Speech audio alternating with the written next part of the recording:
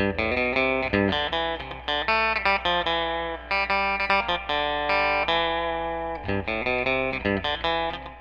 think everybody knows that I'm a huge fan of the Hangar 9 Valiant airframe.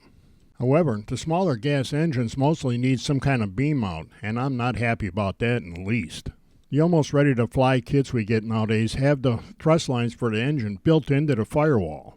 Because we have to locate and drill all the holes in a beam mount, it's easy to get that engine out of line with the firewall.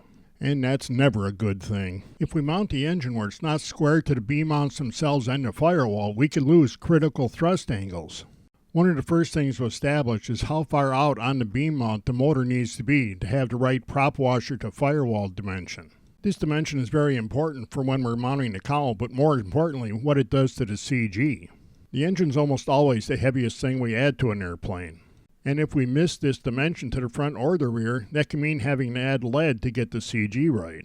Once I get the motor position right for that prop washer to firewall dimension, I'll mark one of the mounting holes for the engine. Getting this first hole right is critical, so we need to take our time and get it right. Then I put the mount in a drilling vise at my drill press to make sure I get this hole as square as possible. Here again, getting that first hole right is important, so I take my time and make sure I've got this as perfect as I can get it. Here I've installed both of the beam mounts and the motor using that one bolt. After getting it square to the firewall, I tighten that bolt up. I use a long drill bit to make sure I can get at the holes as straight as possible, then I just drill little divots in the mounts to mark those hole positions. I don't drill through the mount because I want these holes to be as square as possible. Then back at the drill press, I align those divots with the drill and drill the through holes in the beam mounts. With those holes drilled nice and square and into proper places, we can largely assemble this but finger tight. We don't have to drive the screws through anything. This not only ensures that the motor will be square to the firewall, it doesn't have any preloaded stress built into it. I use high quality hardware because it's too cheap to take a chance. I also use washers under all of the bolt heads and nuts. I've had nuts sink into material like this when tightened down that it let the bolt turn inside the nut without the nut turning. That can loosen a bolt up really quick. Adding a simple flat washer under all the nuts and bolts eliminates that.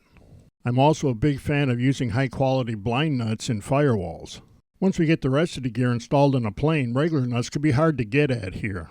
With all of the nuts and bolts snug down, I go back and check the engine again to make sure that it's still square to the mounts themselves and the firewall. Whenever possible, I'll leave the plane just like this overnight and come back the next morning and go over all the nuts and bolts again. The wood is liable to compress a little bit and we want to account for that. I wait until I'm satisfied that the motor is mounted as perfect as I can get it, and then we can start cutting a cowl. There just isn't any reason to start doing this before we know the motor's in exactly the place we want it to be. All that's left on this 10cc Valiant is for me to clean everything up and go through the final installation of the prop and the muffler and such.